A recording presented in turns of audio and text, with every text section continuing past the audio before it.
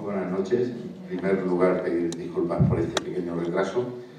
Y ahora, pues, María Ángeles Alonso, la directora de la sede, pues nos hablará un poco más de Luis Antonio de Villena. Yo simplemente, pues, agradeceros que estéis aquí, invitaros a seguir participando de este ciclo, al que, como hemos dicho en más de una ocasión, le ponemos muchas ganas y mucha energía, y sobre todo porque lo que queremos es que los protagonistas, los que conocen la problemática de verdad, las problemáticas contemporáneas, pues nos las cuenten y podamos hablar de ellas.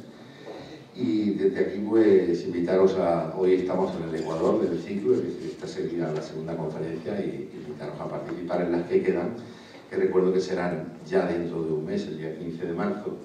Tendremos a Susana Hidalgo, que hablará de infancia y migraciones, el drama de los niños refugiados, y el mes de abril, pues, podremos hablar de homofobia, y en este caso, pues, tendremos a Miguel Hernández para hablar del movimiento LGTB en España. Sin más, os dejo con María Ángeles Alonso, y muchas gracias por estar aquí. Hola, buenas noches. Para nosotros es un lujo tener esta noche a Luis Antonio de Villena, sobre todo para hablar del tema que nos va a tratar, que es el inicio y el retorno de la literatura LGTB en España.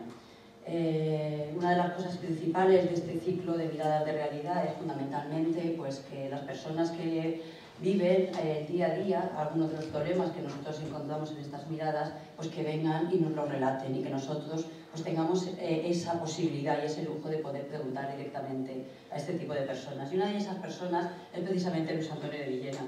Luis Antonio de Villena, pues, es poeta, es narrador, es ensayista, es contertulio. Dentro de lo que es la intelectualidad es una persona muy destacable, aunque él se califica básicamente como poeta. Es una persona sencilla, es una persona que ahora nos daremos cuenta que tiene un verbo muy importante y nos va a deleitar con toda su sabiduría. Y puedo decir de él, pues, lo que todo el mundo sabemos, la cantidad de premios que ha tenido, más de un centenar de obras. Su primera obra la escribió a los 19 años, aunque no era la primera obra que tenía escrita, ya tenía algunas otras escritas, pero su primera publicación fue esa, a los 19 años. Es una persona relacionada con el movimiento LGTB, es implicado con acabar con el machismo homofóbico, que él mismo manifiesta que no es distinto al que se manifiesta en la llamada violencia de género. Tiene una larga lucha que todos sabemos que todavía le queda un camino largo por recorrer. Entonces creo que lo importante aquí es el ponente, Luis Antonio de Villena. Le cedo la palabra para que él nos deleite esta noche con su conferencia. Pues muchísimas gracias a todos y a los amigos y a ustedes por su presencia aquí. Debo aclarar que el tema que me han pedido, es decir, la literatura LGTB en España, sus inicios y su retorno, se entendería que su retorno es después, obviamente, del paréntesis de la guerra y sobre todo de los años duros del franquismo, que fueron años evidentemente muy duros, ¿no? Sobre todo los 40 y los 50. Es un tema tan amplio que yo primero, claro, lo acepté como es natural, me interesa todo lo que puede caber dentro de ese tema, pero me pareció que si yo hacía una panorámica desde, bueno, pues desde 1900 hasta el 2000, es decir, si hacía una panorámica de un siglo del tema de la homosexualidad, del lesbianismo, de la bisexualidad o la transexualidad, pues era demasiado general y no iba a decir más que unas cuantas cosas que probablemente son verdad, pero que son demasiado genéricas. Entonces he preferido, aunque podemos cambiar, si alguien quiere, basta cambiar, yo he preferido centrarme sobre todo en que el tema de lo que llama problemática LGTB, digamos, el problema de la homosexualidad, del lesbianismo, de la bisexualidad, de la transexualidad, que son cosas ya todavía más nuevas, porque no han sido tan nombradas. No son una historia de ahora, no son una historia que conocemos y vivimos de lejos o de cerca desde hace 40 años. No, son historias de siempre. Es decir, están en la antigüedad. Incluso en la antigüedad grecorromana son importantísimas. No hay que acudir a poetisas como Safo o a poetas como Catulo, que hablan ya en la época de la antigüedad, antes de Cristo, ya hablan de esos temas. No hay por qué acudir, pero es bueno saber que cuando nos referimos a estas cosas no estamos hablando exclusivamente del presente, como si digamos, por decirlo de una manera muy popular, como si hubiéramos caído del guindo y ahora, en los años 60 del siglo XX, descubrimos que hay homosexuales y que hay lesbianas.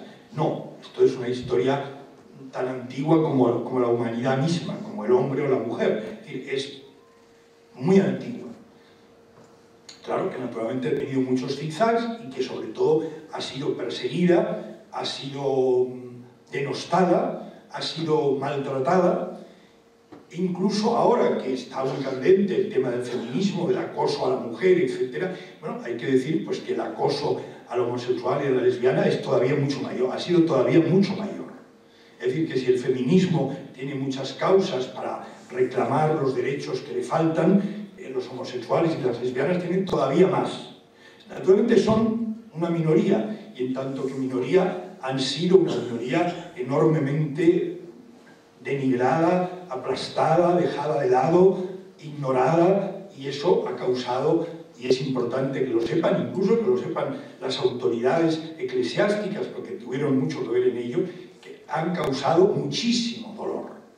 Muchísimo dolor. Hay mucha gente, hombres y mujeres, que han sufrido tremendamente por este tema. Pero como lo que se trata es de conocer, en este caso, porque a mí me interesa más el tema de la literatura. Claro, la literatura es la expresión de algo que ocurre en la vida, pero claro, es la expresión pública. Uno puede saber, es decir, puede tener la certeza, como sin duda la tenemos, que homosexualidad y lesbianismo los ha habido siempre, en la vida privada. Pero naturalmente quienes hacían eso, que estaba mal visto, que se llamaba pecado nefando quiere decir literalmente, desde el latín, el pecado que no puede ni decirse. Nefando es que no se puede decir. No se puede decir porque es tan horrible que no se puede ni decir. Eso es nefando. Entonces, bueno, eso evidentemente ha existido. Yo recuerdo siendo niño, vecinas a una tía mía que vivía en un piso muy grande, pues los vecinos del otro lado, eran dos señoras mayores. Y al cabo de un tiempo alguien me hizo notar que esas señoras mayores, que eran como dos solteronas que vivían juntas, pues en realidad no eran dos solteronas que vivían juntas, sino dos amantes de toda la vida que vivían juntas, pero que naturalmente no podían decir que es que eran una pareja mantenida durante muchísimos años, sino que tenían que dar esa otra imagen mucho más tópica de dos solteronas que viven juntas, pero que no era el caso. Pero todo esto, insisto, son cosas que en la vida privada han existido siempre, con riesgo, con persecuciones, con condenas, a veces con condenas severísimas y cruelísimas, pero eso ha existido siempre. Pero yo creo que es importante conocer la parte, por decirlo de algún modo, intelectual del tema, o sobre todo cuando esas cosas se han intentado poder decir, porque durante mucho tiempo, a lo mejor con riesgo, se vivían, pero no se decían, de ahí lo de nefando, es decir, no se podía decir. Bueno, poco a poco, y yo quisiera que esta charla de hoy fuera dedicada esencialmente, sin olvidarnos del esquema general de un siglo y del avance naturalmente con dificultades y con todo lo que queda del avance del movimiento LGTB en busca de sus derechos, en busca de su igualdad civil, en busca de lo que les corresponde como ciudadanos y ciudadanas, que es lo mismo que a los demás.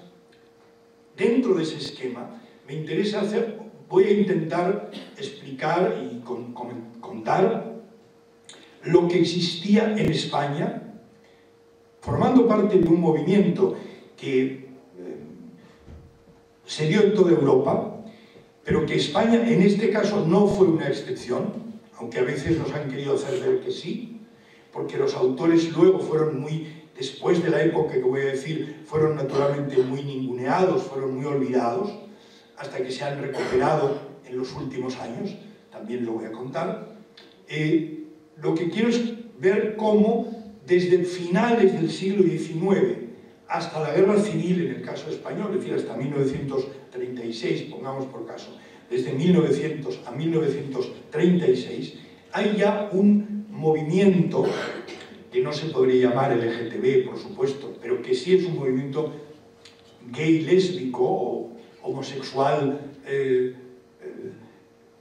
lesbiano, o para utilizar palabras todavía más de la época, sodomita gomorrítico, es decir, de Sodoma y Gomorra, porque eran los términos que se utilizaban, donde ya hay una serie de autores que pretenden y que hacen que contar en literatura, es decir, hacer novelas, en este caso son novelas, hacer novelas o relatos breves que cuenten estas historias.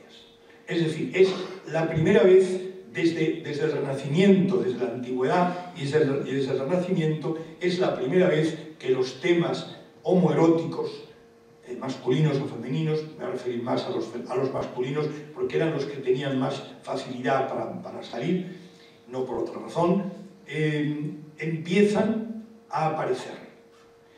Y entonces ahí hemos creído habitualmente que España era una excepción porque Francia era un país mucho más libre, había muchas más libertades, estaban los derechos del hombre avalados por la Revolución Francesa, el laicismo que impedía que la Iglesia Católica fuese excesivamente dura. El que era católico podía ser católico, pero el que no era católico pues no tenía por qué seguir las leyes de la Iglesia Católica, que no era omnisciente ni omnipotente. Entonces, claro, esto pues lo vemos evidentemente en Francia, pero piensa que a España eso no llegó.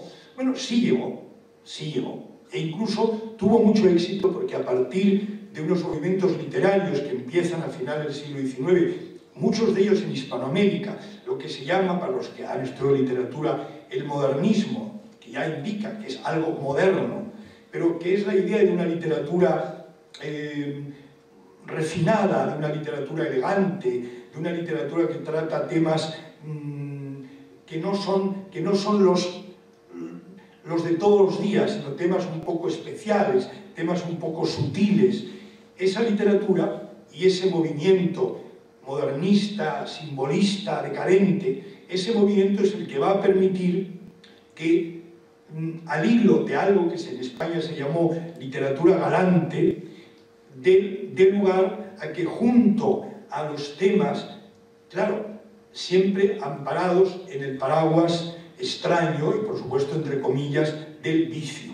Es una literatura que va a contar, pero que curiosamente llegó a ser enormemente popular, muy popular. Hay pequeñas novelitas de la novela de hoy, la novela de noche, eran los títulos de las colecciones que se vendían en los kioscos de prensa, es decir, que tenían unas ventas enormes, pequeñitas, ¿no? Novelitas cortas. Esa literatura galante habla en principio, pues claro, de cosas que en ese momento empezaban a surgir dentro precisamente de la clase alta, de una sociedad aristocrática o de alta burguesía que se permitía lujos que tenían apoyos culturales, pero esos lujos eran, entre comillas, insisto otra vez, viciosos. Si se trataba de terreno heterosexual, evidentemente eran hombres que iban con mujeres, digamos, eso que se llamó habitualmente mujeres fáciles, pero no mujeres fáciles de la calle, sino mujeres fáciles muy elegantes, de las cuales había muchas, por ejemplo, que fueron en su tiempo cupletistas, ¿no? Una cupletista en un tiempo, evidentemente cantaba cuplés, pero además de cantar cuplés se entendía que era una mujer, bueno, pues que no tenía problemas de accesibilidad sexual, es decir, que estaba dispuesta con algún broche de brillantes a estar con el caballero que se lo pidiese y ella no tenía problemas. O sea, la fornalina, la chelito, la que se buscaba la pulga, todas aquellas cosas. En fin, ese mundo que da mucha literatura generalmente buena, es decir, que está muy bien escrita y al mismo tiempo fácil, es decir, tiene calidad literaria, pero al mismo tiempo tiene una prosa muy fluida, ¿no? Sin grandes dificultades, muy bien hecha, pero sin grandes dificultades. De forma que el lector que empieza a leer la novela, o a veces novelita corta, inmediatamente se engancha a ella porque la lectura es muy amena, es enormemente amena y además está hablando, no olvidemos el momento, porque estamos hablando de principios del siglo XX, está hablando de unos temas como prohibidos o no bien vistos. Pero eso justamente al público le gusta, porque es algo a lo que, como no está habituado, lo toma como una novedad atractiva, atrayente. A medida que va pasando el siglo, poco, ¿no? Llega esa llamada Belle Époque, que es la que termina con la Primera Guerra Mundial, hacia 1914, todo ese tiempo es de auténtico florecimiento en casi toda Europa de este tipo de literatura. Y en España también.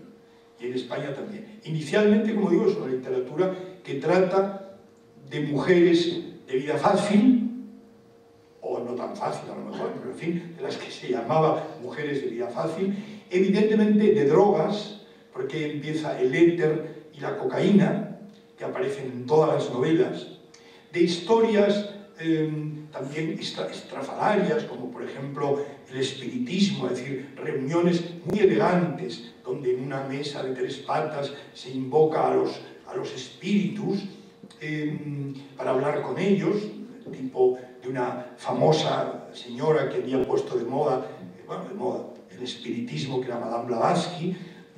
Todas estas historias van creando esa literatura, como digo, no difícil y al mismo tiempo, sin embargo, de una prosa enormemente ágil y enormemente amena. Y ahí es donde se empieza a colar la idea de que dentro de todo ese mundo, dominado por el paraguas, insisto, las comillas, del vicio, pues también puede entrar el llamado vicio contra natura, o el vicio sodomítico, o el vicio de Gomorra, ¿no? Que venía de una frase de Flaubert, creo que era en francés, que decía el hombre tendrá Sodoma y la mujer Gomorra. No sé por qué él en esas ciudades de la Biblia entendió que Sodoma era el mundo masculino y Gomorra era el mundo femenino. Bueno, a partir de ese momento, pues naturalmente se van colando ahí. Y realmente encontramos a un personaje absolutamente fascinante, del que yo escribí un libro publicado en la editorial Pretextos, que se llama Álvaro Retana, El ángel de la frivolidad y su máscara oscura. Álvaro Retana es uno de los primeros autores españoles que trata estos temas. Pero además Álvaro Retana era un personaje atractivo, era un hombre que no le importaba posar de frívolo, que iba un poco jugando el papel de frívolo, y hasta que se inventó, porque el personaje es sumamente peculiar, se inventó que una crítica francesa, que no existe, que él llama Misia Darris, esta tal Misia Darris inexistente, lo había declarado a él el novelista más guapo del mundo. Entonces era un hombre, pues, las fotos de los años 10, principio de los 20, como mucho 1918, 20, presentan a un hombre, bueno, que hoy nos parecería un poco a lo tipo Rodolfo Valentino, pues como con las cejas depiladas, el pelo planchado con gomina, guapo, tampoco se diría que una belleza inmensa, pero en fin, un hombre bien, y entonces él dice, claro, que es el novelista más guapo del mundo, según se lo ha dicho Missy Harris, lo cual es un invento suyo. Pero él llega a tener tanto éxito, también porque es autor de letras de cuplés. Algunos quizá, que tengan curiosidad por esos temas, recordarán que ha habido cuplés tan famosos como el famoso Las tardes del Rich, que dice por muchos años que fuera a vivir, nunca olvidaría las tardes del Rich. Esto eran letras que escribía Álvaro Retana. Es decir, Álvaro Retana vivió el mundo de la noche de Madrid, el mundo de las cupletistas y este mundo de la literatura galante como un jovencito frívolo que además ganaba dinero porque esa literatura se vendía muy bien. Y él además tenía mucha facilidad para escribirla y luego contaba con las ilustraciones de pintores o ilustradores de tipo medio art déco, medio estilo Aubrey Beardsley, como por ejemplo Antonio Juez o como por ejemplo Pepito Zamora, que son muy bonitas, unas ilustraciones realmente muy bellas. Si uno ve uno de los libros, que casi todos suelen tener portadas de este tipo, realmente la portada es muy atractiva y también juega con ese mundo que se suele llamar de ambigüedad, que en realidad es una ambigüedad que no es tan ambigua, pero que en fin sabemos qué quiere decir cuando se refiere a ambigüedad. Entonces, hay un momento en que Álvaro Retana tiene tal éxito que llega a poner en sus novelas una notita que dice: se ruega a mis admiradoras que me piden foto, adjunten sello. Es decir, ¿por qué adjunten sello? Pues porque le piden tantas fotos, viene a decir, continúa diciendo, ¿no? Me piden tantas fotos, claro, que si yo tengo que mandar la foto y tengo que poner el sello, me voy a arruinar. Por lo tanto, la única manera de recibir la foto es que pongan, que me manden el sobre con el sello, porque si no yo me arruino de tantísimas admiradoras como le pedían su foto. Bueno, este hombre, pues, naturalmente era muy gay. Incluso se percibe un poco en la actitud de las fotos que se ven. Curiosamente era un personaje que había sido una especie de bala, porque era en realidad un niño bien, pero un niño bien que se va de su casa. Porque su padre, que eso ya es mucho menos conocido, su padre, Wenceslao Retana, se llama Álvaro Retana, Wenceslao Retana había sido un académico de la historia y había sido un experto en el tema de Filipinas, cuando Filipinas era todavía una colonia española. Por eso Álvaro Retana había nacido en Filipinas. Álvaro Retana nació en Batangas, en un lugar de Filipinas, en 1890. Vino ya de pequeño a Madrid, se quedó ahí, pero había nacido en Filipinas porque su padre era un académico de la historia especializado en los temas filipinos, insisto, cuando Filipinas era una colonia española.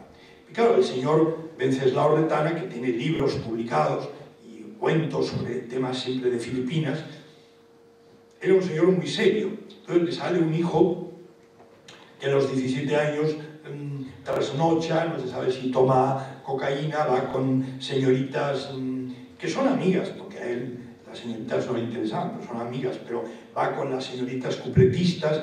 Naturalmente todo esto al padre le parece horrible, le parece impresentable y poco menos que lo echa de casa.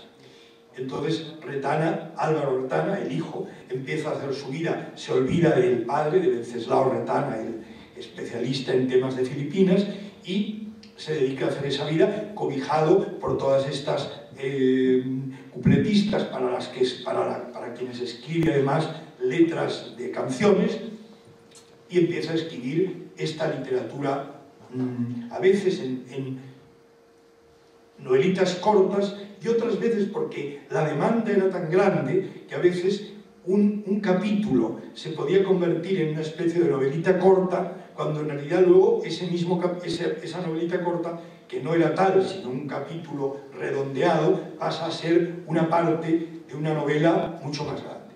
Bueno, ya hay títulos, por ejemplo, hay una que se llama Mi novia y mi novio. Ya el mero título, Mi novia y mi novio, ya está indicando, desde luego, bisexualidad, pero el título, si pensamos que esto está publicado en 1920, es enormemente provocador. Además, era una publicación muy comercial y muy barata. Quiero decir que estaba al alcance de la mayoría del público, no de un público especializado, de un público que tenía que entrar a una librería, comprarlo así, viéndolo en el más escondido en aquel. No, lo compraba en un kiosco de periódico, es decir, era enormemente visible. La historia es que él, que es el novelista más guapo del mundo y muy famoso, va en un tren de Madrid a Barcelona, y en el tren este antiguo que tenía compartimentos, pues se encuentra enfrente de su asiento, hay un chico y una chica muy guapos. Entonces hay en fin, unas charlas, unos coloquios, unos jugueteos, porque el chico y la chica han leído al novelista y conocen su mala fama, y ellos están encantados con su mala fama, tanto el chico como la chica están encantados con la mala fama del señor. Entonces el capítulo, porque lo que en realidad es el capítulo de una novela, pero que se publicó aislado, termina diciendo: entonces, cuando me bajé en la estación de Barcelona, lo hice acompañado de mi novia y mi novio. Es decir, que se había creado una relación entre los dos. Bueno, este ya, quizás la novela emblemática, en medio de muchas, casi todas con ingredientes de este tipo, es, y ya el título lo dice todo, y se publicó en 1919, es la novela que yo reedité con un prólogo en la editorial Odisea hace 7 años. Se llama Las locas de Postín. Si ya las locas ya quería decir en la época lo mismo que ahora, no solo locas de la cabeza, sino locas en el sentido de medio despectivamente, medio como un idiolecto privado. Las locas eran pues gays. Entonces lo que cuenta es una tarde en el Circo Price de Madrid, que no era exactamente un circo, sino era un sitio donde había espectáculos, donde se podían tomar copas, donde se podía hacer, digamos, una vida social, y ahí se reúnen todo un grupo de chicos, generalmente de un nivel social alto, aristócratas o de alta burguesía, que son todos gays. Incluso en algún momento se hablan en femenino, se hablan entre ellos en femenino. Bueno, la novela en este sentido no tiene desperdicio, máxime si se piensa que es de 1919. Hay muchos nombres que evidentemente son nombres en clave, que hoy día, es decir, que el lector de la época podía adivinar de quién estaba hablando. El hijo del marqués de tal, del hijo del empresario cual. Hoy día eso nos es ya muy difícil entender a quiénes se refiere, salvo en algún caso concreto de personajes que han trascendido el momento. Por ejemplo, el novelista decadente Antonio de Ossolineau, que también hablaba todo de vicios, pero mucho más mezclado, pero muy evidente, todo, vicios terribles, pero que es un novelista un poco más, digamos, más enjundioso. Entonces el novelista Antonio de Ossolineau, que era marqués de Ninén y grande de España, y que se había educado en el Colegio Teresianum de Viena, que es el mismo sitio donde había estudiado Alfonso XIII, es decir, que era un alto personaje, que sin embargo murió, y aquí viene el cambio que supone la guerra, murió en la prisión de Porlier de Madrid, enfermo, después de la guerra civil, ahora justo al final de la guerra civil, porque se había hecho anarquista, siendo grande de España, siendo un hombre riquísimo.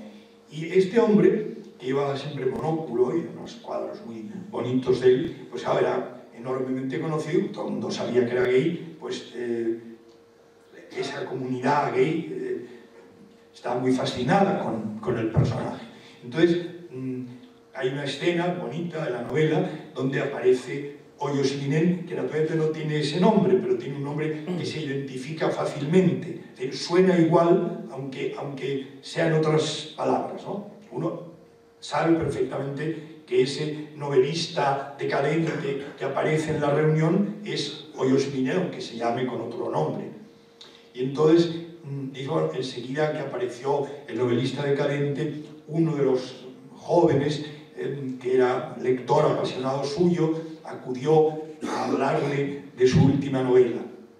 A este joven le llamaban la Sisi, o la Sisi.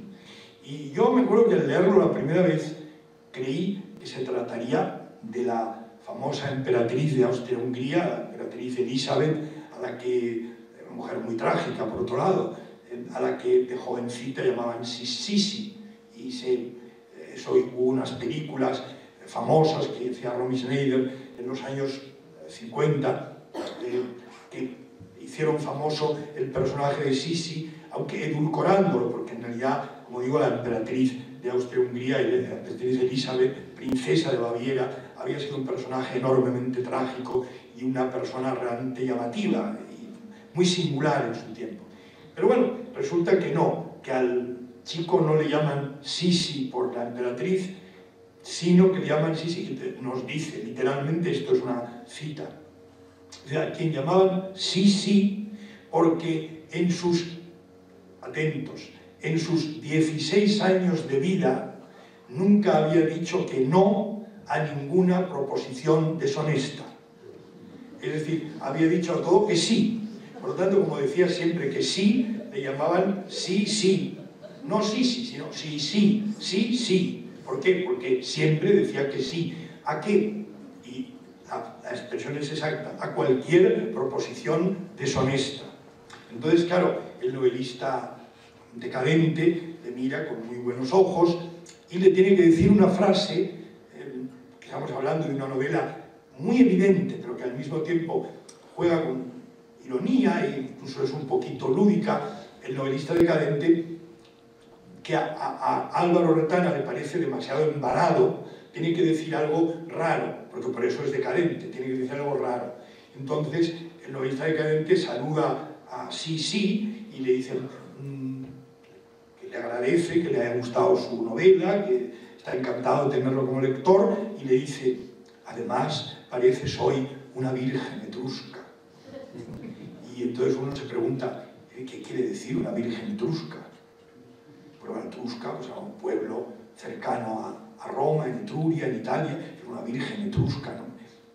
Es una expresión que se inventa Retana para indicar el rebuscamiento literario, las rarezas que adornaban la literatura decadente de Hoyos y Linén. Entonces, Hoyos y Linén no puede decir, pues te veo guapísimo hoy o guapísima, pareces una virgen del Renacimiento. No, te tiene que decir una cosa rara. Entonces, la cosa rara que le dices, pareces una virgen etrusca, que es realmente una frase casi carente de sentido, pero que resulta sumamente atractiva, ¿no? Bueno, el hecho de que en España se publique en 1919 una novela no larga como Las locas de Postín, ya es de Postín, por eso, porque se desarrolla todo en un círculo socialmente alto, es muy, muy llamativo, ¿no? Y ahí está, realmente la homosexualidad está vista, o sea, masculina, está vista como sin culpa ninguna. Es una historia, sí, se entiende que pecaminosa, etcétera, viciosa, pero en realidad uno nota que al autor aquello no le importa nada y que le parece muy bien. Lo más que se puede ver obligado es a poner un prologuito que produce un enorme contraste al leerlo, porque el prologuito, muy breve, dice: el lector se va a encontrar en estas páginas ante un mundo terrible, abyecto, subterráneo, oscuro, un mundo que quizá le hará temblar y le hará estremecerse de ver la sordidez de la condición humana. Y digo, qué terror, ¿no? Qué cosa terrible es esto. Luego de repente empieza a leer y se da cuenta que el autor está encantado con ese mundo y que ahí ni hay sordidez, ni hay plebeyez, ni hay oscurantismo, sino todo lo contrario. Hay un enorme placer de vida y un sentido de la diversión y del disfrute absolutamente total, y que el autor ha tenido que poner ese prólogo probablemente por una cuestión de censura. De esa manera pasaba la censura, porque que no era muy dura en ese tiempo, porque no estaba haciendo una apología, una defensa del vicio, sino simplemente estaba contando. Pero ya quedaba el pequeño prólogo, permitía que luego apareciese todo lo demás con entera naturalidad, incluso con alegría y con placer, porque al autor evidentemente ese mundo no le parecía mal, incluso le parecía estupendo, pero tenía que poner el pequeño prólogo. Bueno, luego va llegando y hay un autor, digamos hay tres novelas. La segunda Tres novelas que son significativas y que las tres están reeditadas, por tanto, el que tenga curiosidad no tiene que buscar las primeras ediciones, que además no serían fáciles, sino que están reeditadas todas ellas hace muy poco. Las Locas de Postín quizás es la que puede haber 8 años, las otras se han reeditado varias veces. Las otras están hechas por autores latinoamericanos, pero que en ese momento vivían en España, vivieron muchos años en España, y los libros se publicaron en España. Y además hablan de personajes españoles, es decir, que aunque el autor fuera nacido en la América española, que decía Rubén Darío, evidentemente hablaban de España porque vivieron mucho tiempo en España. Uno es el chileno, que en tiempos fue muy conocido, Augusto Dalmar, escrito con D''H, Dalmar, Augusto Dalmar, que terminó, vivía fuera de Chile, vivió 15 años en Madrid, aquí escribió lo más llamativo de su literatura, luego volvió a Chile, donde murió en 1950, y se había convertido en una especie de patriarca de las letras chilenas cuando murió, pero ya entonces había escrito cosas distintas. Pero la novela fundamental que interesa a este tema que estamos tratando se publica en Madrid en 1924. Piensen que la primera que he dicho es de 1919, Las Locas de Postín, la segunda, 1924, se llama Pasión y muerte del cura Deusto. Deusto es un sitio cercano a Bilbao. Entonces, efectivamente, lo que narra es la historia de un cura vasco que se apellida Deusto, como el lugar, que lo destinan a una parroquia en Sevilla. Y entonces toda la acción ocurre en Sevilla. El cura es un hombre aparentemente muy probo y muy digno y muy perfecto, pero muy vasco, que llega acompañado de una de estas sirvientas de toda la vida, de la familia, que la sirvienta es absolutamente muy vasca y por tanto el ambiente sevillano le parece horrible porque le parece relajado y sensual y no tiene la severidad vizcaína. Pero la sirvienta pues está ahí simplemente. Y el cura queda inmediatamente fascinado por un chico guapísimo, medio gitano, pero medio, al que le llaman Aceitunita. Aceitunita es un chico muy guapo que canta en el coro de la parroquia a la que va destinado el cura Deusto. Entonces el cura, pues por un lado, quiere cuidar a ese chico que es huérfano, que está abandonado y que es muy atractivo, todo el mundo se fija en él, y que canta muy bien. Canta, claro, no en sentido de música pop, canta con voz de barítono, de tenor. Entonces el cura lo quiere cuidar y lo prohija, lo hace como su ahijado, lo lleva a su casa. Entonces vemos que crece un evidente enamoramiento del cura por el chico, al cual el chico corresponde, porque, claro, recibe favores y beneficios del cura, pero el chico está esperando que el cura diga algo. Quiero decir, al chico le da igual. Uno recibe la sensación al leer el libro que es está muy bien escrito, es una buena novela. El chico está esperando que el chico entiende que el cura lo protege y lo cuida y lo está educando, pero que además quiere otra cosa.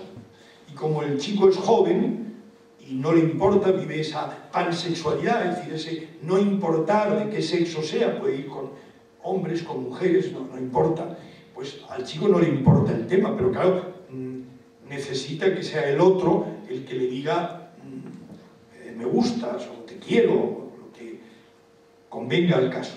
Pero el cura, naturalmente, en medio de terribles zozobras y de momentos en que suspira por el chico y sueña en él, y le parece maravilloso, pero no se atreve nunca a decirle nada.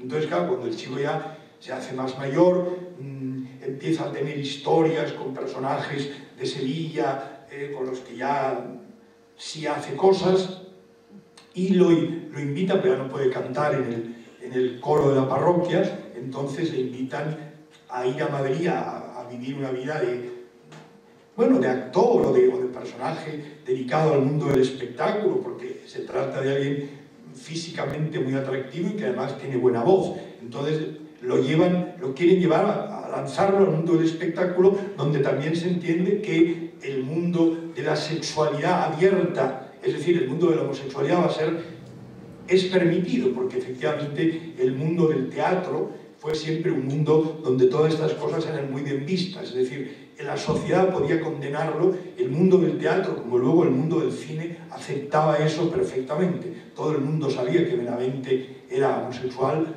y aunque no hablaba de ello, y bueno, la de intimidad, y en el teatro no tenía ninguna importancia. Lo que tenía importancia era si eso se hubiera sabido, o se hubiera sabido fuera de las murmuraciones que eran enormes, se hubiera sabido en el público, ¿no? Entonces, la escena final es que el chico se va en un tren a Madrid, donde va a triunfar, como su belleza física y su calidad de voz y sus facilidades sexuales, y el cura finalmente pues, decide que le va a decir que sí, que por favor se quede y que sean lo que son, es decir, que se conviertan en una pareja, que lo va a cuidar, lo va a educar, le va a dar todo lo que necesite, pero que además le quiere. Entonces el cura va, pues se decide en el último momento, va corriendo al tren que está a punto de salir de la estación, se sube al vagón y se lo pueden imaginar. En ese momento se resbala, se cae, se da contra las vías del tren y muere. Con lo cual la historia acaba mal. Claro, el chico se va a Madrid, no sabemos qué pasará de él, pero se dedicaría a la mala vida. Como decía un amigo mío, la mala vida es maravillosa. Se dedicaría a la mala vida, el cura muere. Claro, esto es un ingrediente no de la novela, es un ingrediente, es un modo de terminar la novela, pero en realidad un modo, si se quiere, demasiado fácil. Es el modo que la época exigía, que la censura de la época y la censura social y eclesiástica pedía. Es decir, usted puede escribir de esto, y ha escrito, y además ha escrito una buena novela, Pasión y muerte del cura Deusto, ya está, ya ha hablado de ello. Ahora, usted tiene que dejar entrever, igual que en el prólogo que hemos dicho de Retana, aquí no había prólogo, usted tiene que dejar entrever, o mejor dicho, no entrever, afirmar categóricamente que esto no va bien, que por este camino no se va bien. Entonces, ¿qué ocurre? Pues claro, para que el público que lee el libro se dé cuenta, hablo de 1924, hoy no sería lo mismo, se dé cuenta que el cura se ha equivocado, que el cura es un mal cura y un degenerado y que se tiene merecido lo que le pase, pues se llama Pasión y muerte, el título de la novela, Pasión y muerte del cura Deusto. Tiene que ocurrir que el cura muera para que sepamos que ese camino es malo. ¿Qué mejor manera de saberlo? Pues que el cura muere. Que el cura muere precisamente, no de cualquier modo, pues hubiera sido otro tema, sino en el momento en que corre al tren, a subirse al tren, a decirle al chico que le quiere. Que le quiere, que sí, que no son apariencias, que es verdad. En el momento que va a decir eso, que naturalmente no se lo llega a decir, se cae y se rompe la cabeza contra la vía del tren. Insisto, esto está de alguna manera involucrado con el tema de la censura que exigía que estas cosas acabaran mal para poderlas contar. ¿Cuál es el tema que nos interesa en vista a lo que ocurre en el mundo contemporáneo? Bueno, que por un lado se está hablando del tema, y se está hablando del tema de una manera abierta y de alguna forma positiva, puesto que el chico está totalmente de acuerdo en estar con el cura, está agradecido a que el cura lo está educando y lo está cuidando, y está dispuesto a ser su amante, solamente que el cura no dice nada, simplemente vive en una pasión permanente, en una zozobra permanente por el deseo de ese chico al que no se atreve a decir. Entonces, claro, el lado positivo que vemos desde hoy, es que se habla del tema, que el tema no está oculto, que la gente lo conoce, que puede, en este caso además, que se trata de un cura, no ya como en otro caso, que eran aristócratas finos, no, de un cura en una parroquia de Sevilla. Pero el lado negativo es que obligadamente eso tiene que terminar mal. Tiene que terminar mal porque si terminase bien, igual se llenaba todo de curas así y de aceitunitas parecidos. Entonces, para que no cunda el ejemplo, se tiene que decir que eso es malo, porque de esa manera pues, se frena el vicio, que es de lo que se trataba, vicio, insisto, entre comillas. En ese momento, que me he dicho, esa novela sale en 1924, empieza una polémica en la cual intervino el entonces muy famoso doctor Gregorio Marañón, que era un gran ensayista y un hombre de gran conocimiento científico, y que además se interesó mucho en los temas de la sexualidad y escribió libros, aparte de los que luego escribió sobre personajes, biografías y tal, que estaban bien, escribió libros que hoy son anticuados, pero que en aquel tiempo eran importantes, como los estados intersexuales, en fin, libros sobre sexualidad, donde hablaba además de eso que llamaba estados intersexuales, es decir, las personas que no pertenecían a un sexo determinado. Aquí empiezan los inicios de lo que hoy llamaríamos temas de género, es decir, el hecho de que pueda existir alguien que parece una mujer, pero que tiene sentimientos de hombre. Es verdad que en el caso de Marañón, que es todavía un poco más antiguo, lo que se está refiriendo no es solamente a cuestiones psíquicas, sino a cuestiones físicas. Es decir, por ejemplo, un hombre que tiene un pene muy pequeño y que le salen casi como senos. Entonces, evidentemente, eso es un estado intersexual, es decir, se trata de un hombre, que tendría que ver con el tema del andrógino en la antigüedad y después, está hablando de un hombre que es un hombre, en principio, pero que tiene muchos ingredientes de mujer. Entonces, ¿qué es? ¿Un hombre o una mujer? Bueno, habría que decir, es un ser humano. Es decir, es alguien respetable porque es un ser humano. Pero, evidentemente, socialmente tenía el problema de dónde adscribir socialmente a esa persona. Eso es a lo que Marañón dedica ensayos, que son en ese momento muy avanzados, aunque luego se queden anticuados, pero a lo que Marañón, curiosamente, tolera, pero al mismo tiempo, porque tiene un lado homófobo muy evidente, es cuando le piden hablar de homosexualidad, no de estados intersexuales, sino de homosexualidad. Eso le gusta poco. Él sabe que hay una historia que remite a la Grecia antigua, él sabe de Sócrates, sabe de Platón, sabe que todo esto viene de la Grecia antigua y está lleno de prestigio cultural, intelectual, y contra eso no puede decir nada, porque ese prestigio cultural e intelectual hasta la propia Iglesia Católica lo había aceptado. Pero a él en el fondo eso no le gusta mucho. Entonces, bueno, ahí entra en esta polémica de homosexualidad sí, homosexualidad no, la homosexualidad es normal o no es normal. Bueno, hasta este momento, a todos los que hemos aludido, son libros que tratan del homosexual como de un personaje, tanto el cura como los jovencitos que se reúnen en Madrid en la tarde del Price, son homosexuales, pues digamos así, por vicio, son viciosos. Y por tanto se los podría condenar en tanto que son viciosos. Y en ese momento la homosexualidad es vista como un vicio. Ahora, en los inicio de los años 20, empieza a considerarse que no hay vicio ni hay pecado, que esos son otros temas. El pecado incumbe a las religiones y que uno puede no practicar esas religiones, por lo tanto el hecho del pecado no le incumbe. Y tampoco es un vicio, porque a lo mejor está enamoradísimo de la persona que sea del mismo sexo. Entonces empieza a surgir el tema que hoy vemos como atrasado, pero que en ese momento era un avance, de decir, no, aquí no hay vicio ni hay pecado, esto ni es vicio ni es pecado, es una enfermedad. Quiere decir, por lo tanto, no lo puede tratar la Inquisición, no lo puede quemar la hoguera, no lo puede satanizar el cura. Todo esto es anticuado y malo. Fuera la Iglesia, fuera el pecado, fuera tal, pero lo que tiene que tratar es el médico.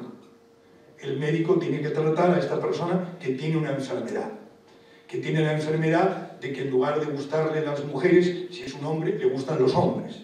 Entonces esto dio lugar a unas terapias que duraron hasta no hace demasiados años, terribles, como por ejemplo, pues que una de esas personas era llevado a ver películas donde salían hombres, por ejemplo, desnudos. Entonces, si aparecía un hombre desnudo, el paciente recibía una carga eléctrica terrible que le hacía daño en sus genitales, de tal manera para que provocase el rechazo a la visión de un cuerpo masculino desnudo. Y mientras que si aparecía un cuerpo femenino desnudo, entonces no había descargas eléctricas. Con lo cual, naturalmente, de esta manera tan ruda y tan brutal, se intentaba hacer ver que lo que le tenía que gustar eran las señoras y lo que no le tenían que gustar eran los señores.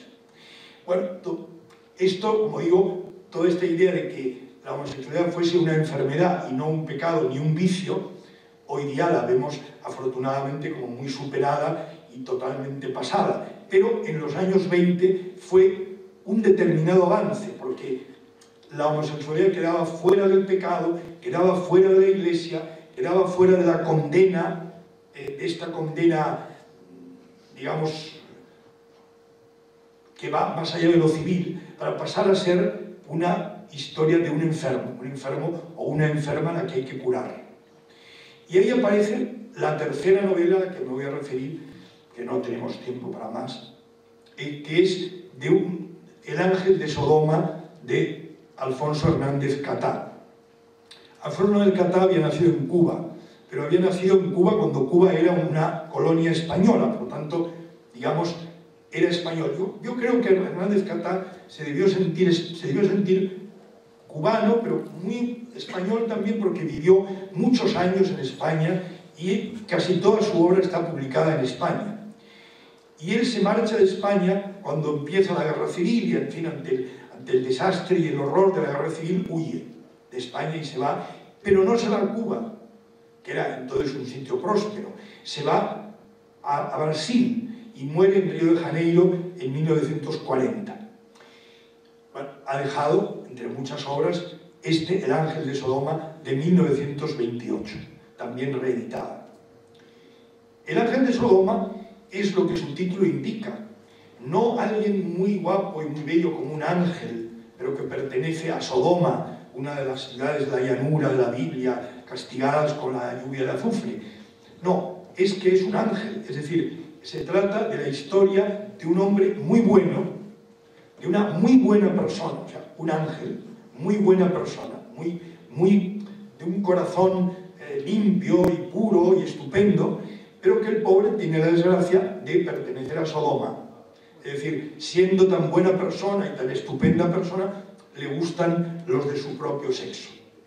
Entonces, la historia que nos cuenta Hernández Catá es la historia de cómo un señor sufre, porque siendo un hombre inteligente, culto, fino, que es bueno, que es una muy buena persona, pero sufre porque cree que sus sentimientos están equivocados. Es decir, volvemos al tema este que se discutía, se considera un enfermo, es decir, piensa que él es un enfermo y sufre porque no sabe cómo puede curar esa enfermedad, puesto que a él le gustan los de su propio sexo y encuentra satisfacción, y él entiende que es muy normal lo que le pasa, que no pasa nada porque le guste uno de su propio sexo, pero sin embargo la sociedad le está diciendo que no hay pecado ni hay vicio, simplemente hay enfermedad y que él tiene que curarse de esa enfermedad. Naturalmente, bueno, pues esa es la novela. Al final el personaje también, si no recuerdo mal, creo que se suicida. Se suicida, de nuevo tiene que terminar mal, pero el suicidio es para indicar que como él no logra resolver su enfermedad, no puede resolver la enfermedad porque le siguen gustando los hombres y no puede resolver su enfermedad, entonces, desesperado porque no puede acoplar sus sentimientos personales con los sentimientos que la sociedad bien pensante exige, se quita de en medio, pues porque no ve solución a su vida está destrozada y se quita de en medio. Es decir, como ven, en las tres novelas hay tres ingredientes que son muy importantes, puesto que estamos hablando de los años, en menos de una década, de 1919 a 1928, en España se ha visibilizado, como en toda Europa, se ha visibilizado sobre todo el tema, también el femenino, pero menos, se ha visibilizado el tema masculino de la homosexualidad, está perfectamente visible.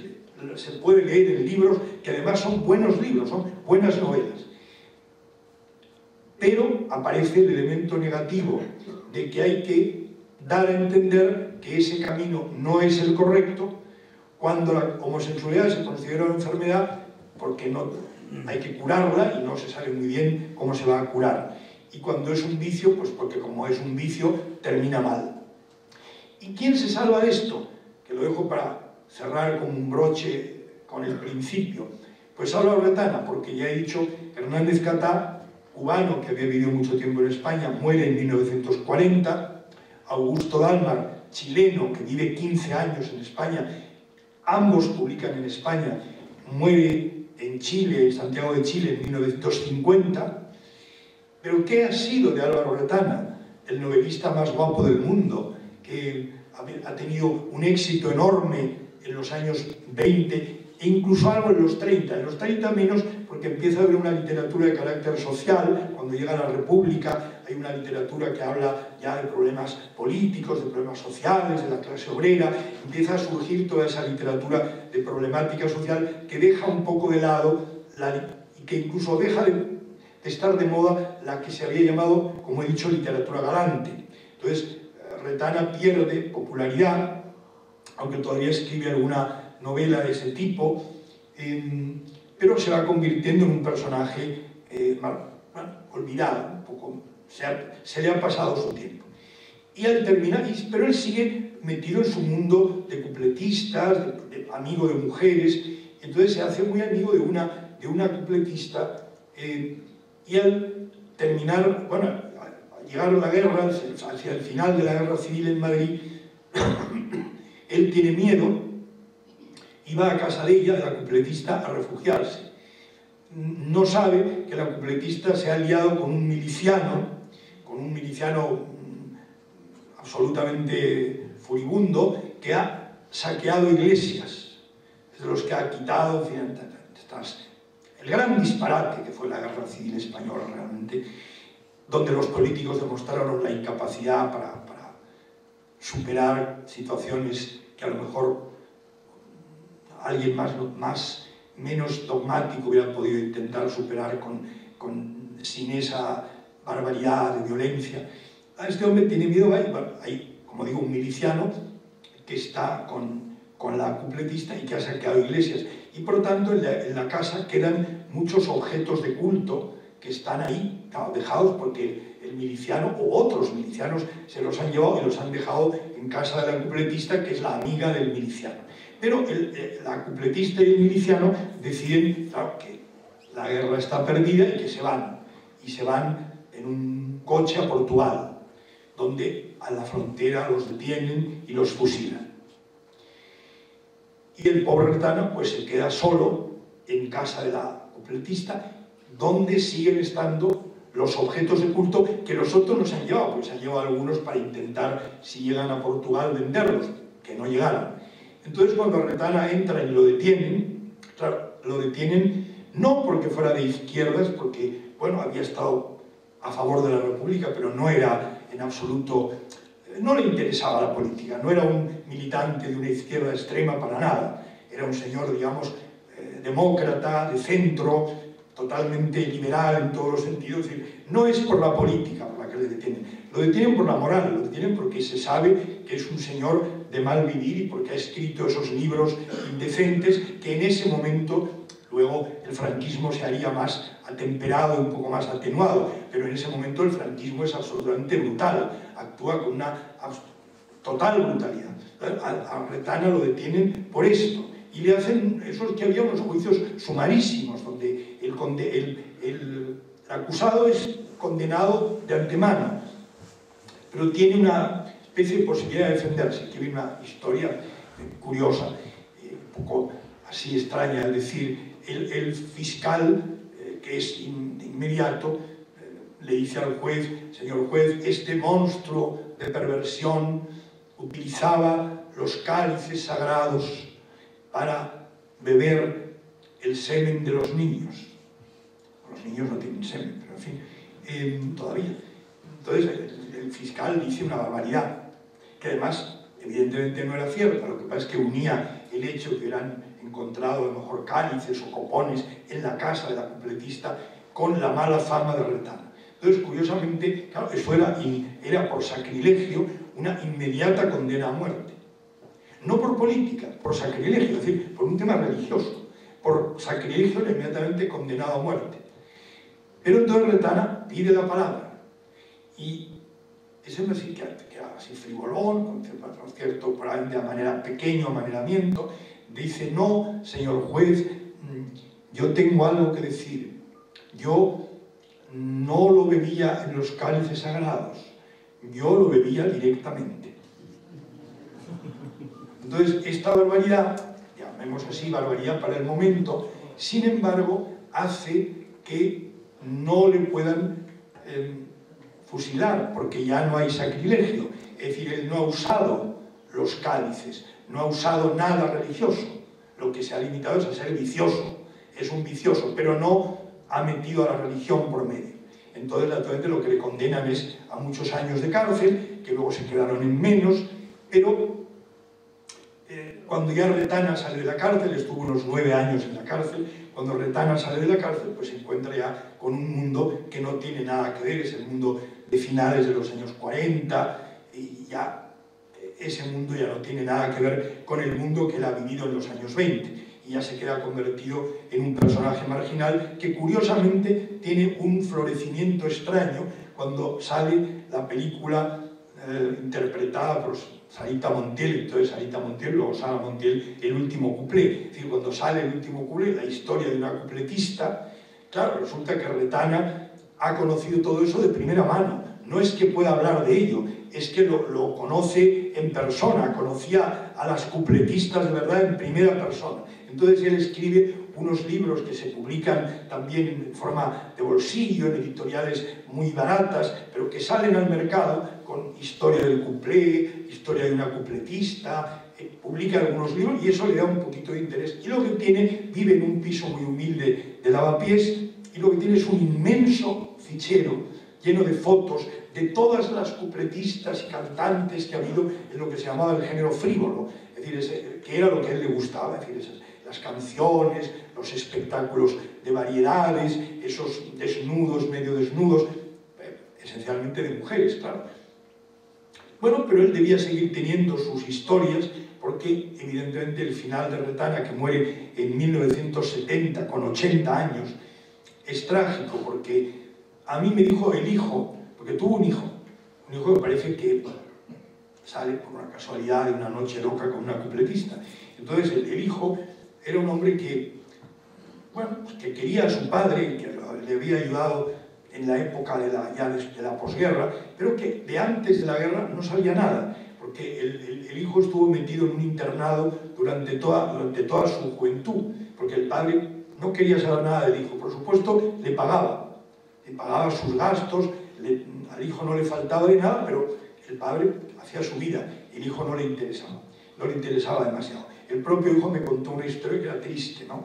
Que se acerca un señor que va al cura del internado, le va y le da un dinero. Entonces el cura llama al chico, que es el hijo, pero que no lo sabe, y le dice: mira, este señor ha pagado tu cuota mensual, pero le ha dado de más, le tienes que devolver 50 pesetas.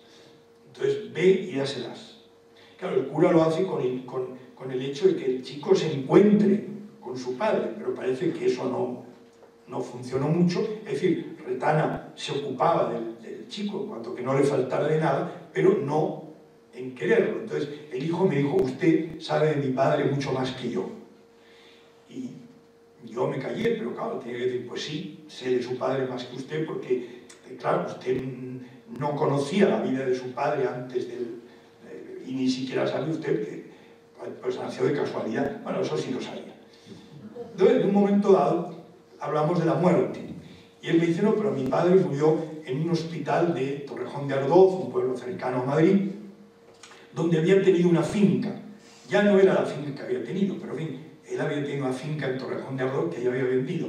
Pero la familia vivía allí. Entonces, claro, lo llevan a un hospital de Torrejón de Ardoz y muere en un hospital de Torrejón de Ardoz. Pero, ¿por qué ha muerto? Muere en el hospital, pero ¿por qué ha muerto? Pues porque evidentemente alguien a quien él franqueó la entrada a su casa humilde en Lavapiés le hace algo, le intenta robar, o hay una cuestión probablemente donde se mezcla la sexualidad y el robo, y entonces a este señor, que ya tiene 80 años, lo tira al suelo, le hace daño, y bueno, como consecuencia de todo esto, es decir, de la aparición de ese joven que le maltrata al señor, el señor luego muere en un hospital.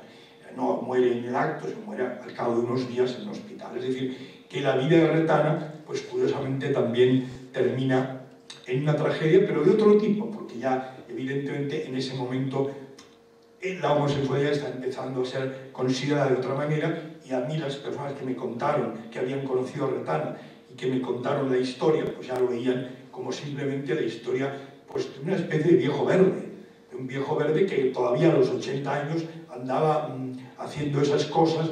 Incluso César González Ruano lo saca en su diario, pues un poco llamándole la atención de que se pasea por el Café Gijón, o pasa por el Café Gijón, Álvaro, como le habían llamado de joven, Alvarito Retana, pues con las cejas depiladas. Es verdad que evidentemente en un señor mayor, en los años 50, pues supongo que debería quedar raro, supongo que también queda raro hoy, pero da igual. Pero en aquel tiempo pues debería quedar raro. Entonces, pero bueno, quiero decir, nos podíamos extender, podríamos pasar, tendríamos que pasar al momento en que se produce un quiebro brutal durante sobre todo los primeros 20 y tantos años del franquismo, donde todo está prohibido y todo está reprimido, y luego coincidiendo con el movimiento norteamericano de Stonewall, es decir, los travestis que han ido al entierro de Judy Garland y que se vuelven contra la policía para exigir sus derechos y para exigir sus libertades, que ahí empezaríamos la historia del movimiento gay moderno. Pero a mí me interesaba que ustedes supieran que el movimiento gay moderno, que solamente se suele decir, pues empieza en 1969 en Stonewall, cuando unos travestis protestan contra la policía, hacen frente a la policía y exigen sus derechos como ciudadanos. Bueno, sí, es verdad que el movimiento gay moderno y el LGTB moderno empieza ahí, pero es que claro, hay mucho antes. Es decir, tendríamos que ir a la antigüedad grecolatina o pasar a este periodo de principios del siglo XX que he contado, en el caso de España, anterior a la Guerra Civil, donde lo que sería después sexo, droga y rock and roll en la época de la contracultura, en este primer momento sería rareza, vicio y droga. Droga porque está lleno de cocaína, vicio porque hay señoritas fáciles u homosexuales, y rareza porque todo el mundo, lo elegante es ser raro, como el novelista decadente que dice pareces una virgen etrusca. Pues hay que ser raro, o hacer espiritismo como Madame Blavatsky y decir, porque se decía la primera frase, se decía en francés, esprit, es-tu là? O sea, espíritu, ¿estás ahí? Entonces la medium se ponía en la mesa y se movía el vaso, entonces pues ella decía lo que el espíritu le estaba hablando. Generalmente supongo que era bastante corto, pero en fin, hay grandes tratados en la época sobre ese tema que tuvo mucha importancia. Bueno, a mí me interesaba en este momento hacer ver, porque si no el tema, insisto, sería muy largo y no quiero abusar, llevamos más tiempo del previsto, espero que no lo hayan notado demasiado, que antes del tiempo que estamos viviendo ahora, de los problemas que se han solucionado y de los muchos problemas que todavía faltan por solucionar, de lo mucho que todavía hay que reivindicar, etc., o del caso de la transexualidad, que quizá es hoy día el tema todavía menos conocido, que tiene sus orígenes en esos estados intersexuales que he contado, referido a los estudios del doctor Marañón. Bueno, todo eso, lo que yo me interesaba es que hay una literatura en español anterior a 1936 que trata ya esos temas y que visibiliza esos temas y que es una literatura nada mala, que son novelas que se han reeditado, que es una literatura valiosa, donde se deja ver naturalmente el papel de la censura en esos necesarios finales malos, o en el prólogo donde dice que va a bajar a los submundos de la condición humana, pero que esos señores estaban ahí y que fueron además literatos ilustres, tanto Augusto Dalmar como Alfonso Hernández Catá, como el singularísimo Álvaro Retana, a quien yo realmente les invito a que lean algo de Álvaro Retana o que se interesen un poco en el personaje, porque evidentemente es un notable escritor dentro de una buena facilidad, es un buen escritor, pero además es un personaje enormemente llamativo por cómo vivió él, ¿no? por su propia vida e incluso por el tema de la muerte, porque ahí termino yo cuando ya vi al hijo, que era un hombre muy mayor, muy burgués, muy mayor. Le dije, bueno, yo le invito a que usted me diga lo que sabe de la muerte de su padre, entonces yo también lo pongo, yo puedo hacer un artículo sobre este tema, utilizando naturalmente sus datos y contraponiendo sus datos a los míos.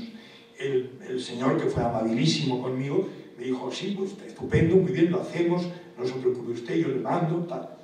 No me lo mandó nunca. No me lo mandó nunca, porque ahí al final, yo creo, él se dio cuenta de lo que me había dicho en un momento así, un poquito por lo bajo, pero claro, usted sabe de mi padre mucho más que yo. Y creo que eso es lo que él al final pudo con él, porque él al final era un hombre ya mayor, que había sido periodista, ya estaba jubilado, y que tenía una familia perfectamente burguesa y absolutamente normal, que naturalmente, bueno, aparentemente pues no tenían nada que ver con Álvaro Retana, más bien tenían que ver con el abuelo, con Wenceslao Retana.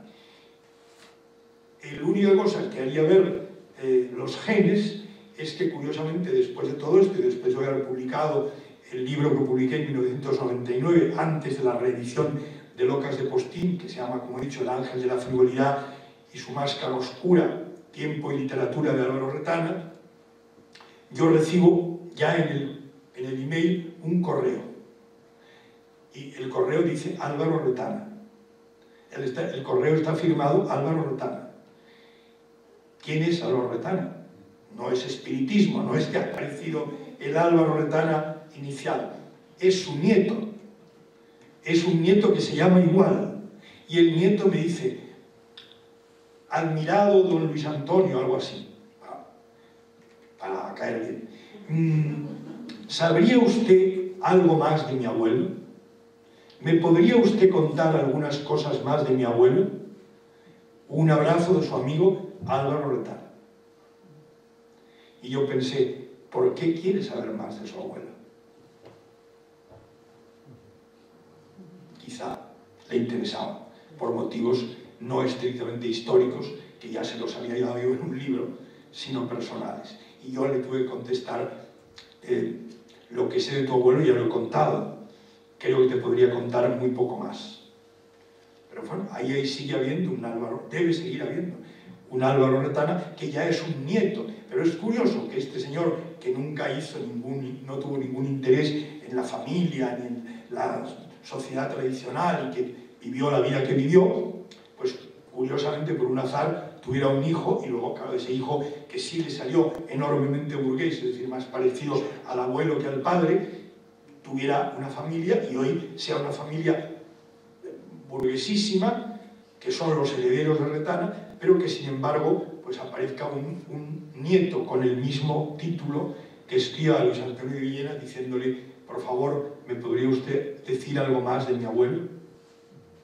Bueno, muchísimas gracias y queda mucho terreno todavía por hacer, por hablar, por conocer y por ir sabiendo más. Muchas gracias.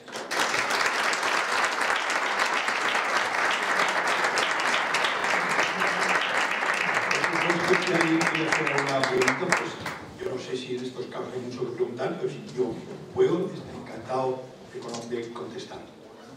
Y si no, pues, como decía un poeta andaluz, cuando al terminar esta sesión decía, bueno, ahora nos toca ir a los disfrutes, ¿no? Los disfrutes a tomar una copita. Ustedes me dirán. Y si no, insisto, les animo mucho a que los 3 novelas que les he mencionado, y algunas otras de Retana, que tienen muchas, realmente merecen la pena. No les he hablado de subliteratura, les he hablado de literatura que realmente se ve y que indica que ese mundo no aparece en el año 69, sino que existía desde muy antiguo. No podíamos habernos sido Adriano y Antinoo en el siglo II de la era cristiana, pero para que se vea que, como dijo Verlaine, nuestros ancestros están entre los héroes y los semidioses. Pues es verdad, es verdad. Muchísimas gracias.